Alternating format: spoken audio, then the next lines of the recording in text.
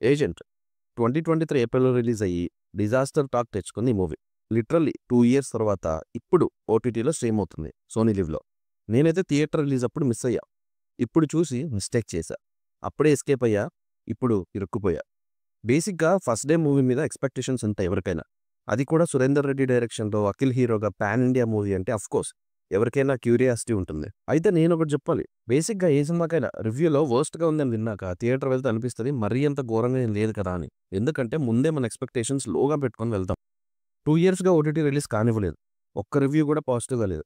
అన్నీ చూసాక నాకనిపించింది మరీ అంత ఘోరంగా ఉంటదా సినిమా అని. అన్ని రివ్యూస్, మౌత్ టాక్ అదంతా విన్నాక వాళ్ళు చెప్పిన దానికన్నా వర్స్ట్‌గా ఉంది ఈ మూవీ. బేసిక్‌గా మూవీ అనే దాంట్లో ఫిక్షనల్ క్యారెక్టర్సే ఉంటాయి మోర్ దాన్ రియాలిటీ. అలా చూస్తే స్పై అంటే ఇలానే ఉండాలి అనే పాయింట్ వర్క్ అవ్వదు. బికాస్ ఇక్కడ సినిమాటిక్ లిబర్టీ అప్లై అవుతుంది. సినిమాటిక్ లిబర్టీ అంటే బియాండ్ రియాలిటీ. లాజిక్స్ ఉండో magics only. Fine.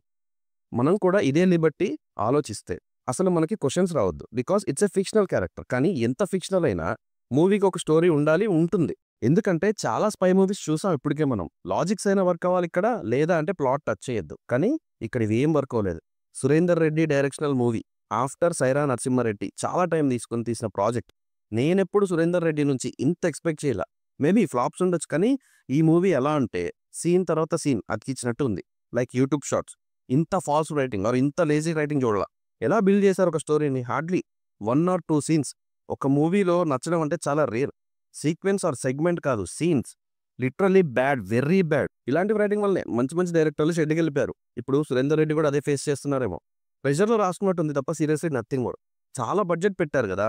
Movie సీజీఏతో start అవుతుంది. సీజీఏతో ఎండ్ అవుతుంది. ఇక్కడే పోయింది సినిమా అంతా. క్వాలిటీ సీజీఏ లేదు ఒక్క సీక్వెన్స్‌లో గూడా. నాకు ఇంకోటి అర్థం కాని విషయం ఏంటంటే, వరలక్ష్మి శరత్ కుమార్ ఎందుకు? మనీ వేస్ట్ కదా! ఒక్క సీన్ కూడా ఇంపార్టెంట్ కాదు ఈ క్యారెక్టర్‌కి. అలాంటప్పుడు ఎందుకు ఎక్స్‌పెరిమెంట్? ఏజెంట్ మూవీ మొత్తం the god, the devil, the మీ వీళ్ళే కదా! మిగిలిన కాస్టింగ్ ఎలా ఉంటే ఏముంది? సినిమాలో సాంగ్స్ బాలేదు. కొన్ని సీన్స్, జస్ట్ కొన్ని సీన్స్‌లో బీజీఎం వర్క్ అయింది అంతే. డైరెక్టర్ చెప్పిందే చేశాడు అఖిల్. కానీ ఎక్కడో బాడీ లాంగ్వేజ్ కాపీ లాగా అనిపించింది. లిటరల్లీ ఇంటర్వెల్ ముందు అండ్ ఇంటర్వెల్ బ్యాంగ్ మొత్తం వేరే క్యారెక్టర్‌ని చూసి ఇన్‌ఫ్లూయెన్స్ అయినట్టే ఉంది performance. And mainly interval bang ఉంటది. కానీ ఒక సీరియస్ ఫైట్ జరుగుతుంటే డిస్ట్రాక్షన్ లాగా.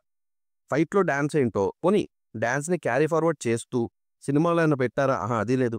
ఇంటర్వెల్ అండ్ సెకండ్ హాఫ్‌లో ఒక్క ట్విస్ట్ తప్ప ఏం ఇంట్రెస్టింగ్‌గా లేదు. ప్రీ క్లైమాక్స్ నుంచి టూ మచ్ ప్రెడిక్టబుల్‌గా అయిపోయింది సినిమా. మామూలుగా అయితే స్పై మూవీ ప్లాట్ వర్క్ అవుతది. బట్ టేకింగ్ ఎగ్జిక్యూషన్ ఉండాలి. ఇక్కడ ఇదే ప్రాబ్లమ్.